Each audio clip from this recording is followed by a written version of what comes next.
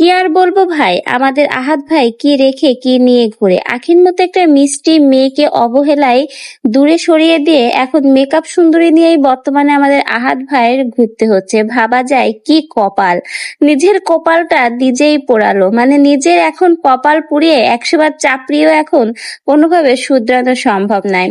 আখি যে আসলে একটা মিষ্টি মেয়ে, আখিকে কিন্তু প্রত্যেক সাজে অসাধারণ লাগে, আর আখি কিন্তু সেটা বারবার প্রমাণ দিয়েছে। এই শাড়িতেও কিন্তু মাশাআল্লাহ আখিকে অনেক বেশি সুন্দর লাগছে।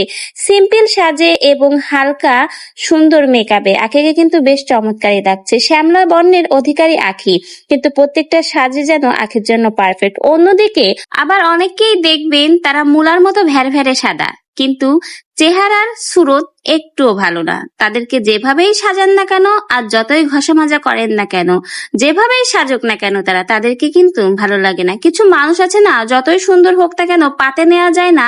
আমাদের তিশা আপার অবস্থা হয়েছে সেই রকমের।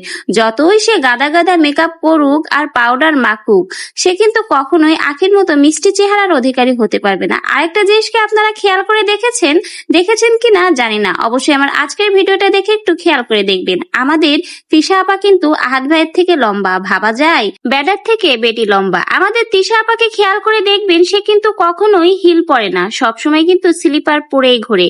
কারণ সে চায় না এই জিনিসটা কারো চোখে পড়ে, কিন্তু আমাদের চোখে তো পড়েই গেছে। কারণ আমাদের হলো সেই রকমের চোখ, আমরা হলাম সুন্দর চোখের অধিকারী, যেখানে যা দেখি একদম খুঁটে খুঁটে তাই বের করে ছাড়ি। আমাদের তিশা আপাকে দেখবেন আহাদ ভাইয়ের সাথে যখন ভিডিও করে সবসময় স্লিপার পরে ঘোরে। কারণ একটা ইজ্জতের ব্যাপার আছে না, যদি বরের থেকে বউ লম্বা হয়ে যায় তাহলে কিন্তু ইজ্জতে বাড়ি মারে। এই জন্য সেই টেকনিকটা কিন্তু সবসময় ফলো করে চলে। আর কি বলবো সুরতের কথা, মুখে তো পিম্পলের কারি, তার উপরে দেয় গাদা গাদা মেকআপ। ভাবি কি আমাকে মনে হয় বিশ্ব সুন্দরী লাগে, কিন্তু বিশ্বাস করেন ভাই, তিশা আপাকে মেকআপ করার পরে একটুও ভালো লাগে না। এই জন্যই কিন্তু তিশা আপা ফিল্টার ছাড়া কিন্তু কখনোই ভিডিওতে আসে না, সবসময় দেখবেন ফিল্টার নিয়েই কিন্তু সে ভিডিওতে আসে।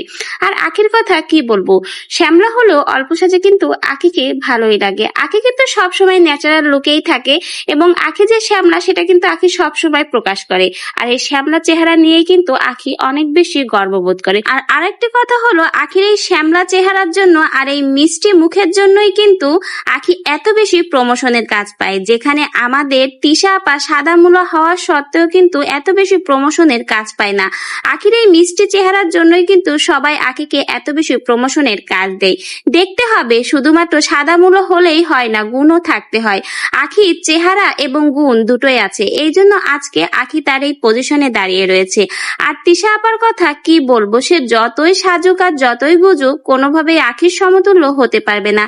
আর আহাদ ভাইয়ের কথা কি আর বলবো, সে তো সাদা চামড়ার মূলাকে দেখে আখির মতো মিষ্টি মেয়েকে দূরে ঠেলে দিয়েছে। এখন হয়তো হাড়ে হাড়ে বুঝতে পেরেছে ঘরে কি রেখে দিয়ে বাইরে কি ফেলে দিল। এখন হয়তো আমাদের আহাদ ভাই হাড়ে হাড়ে টের পাচ্ছে, কিন্তু ভাই টের পেয়ে আর কোনো লাভ নেই, যে ক্ষতি তো করেই ফেলেছো, নিজের পায়ে নিজেই কোড়াল মেরেছো। এখন তুমি আর কোনোভাবে এই সাদা মূলার হাত থেকে বাঁচবে না।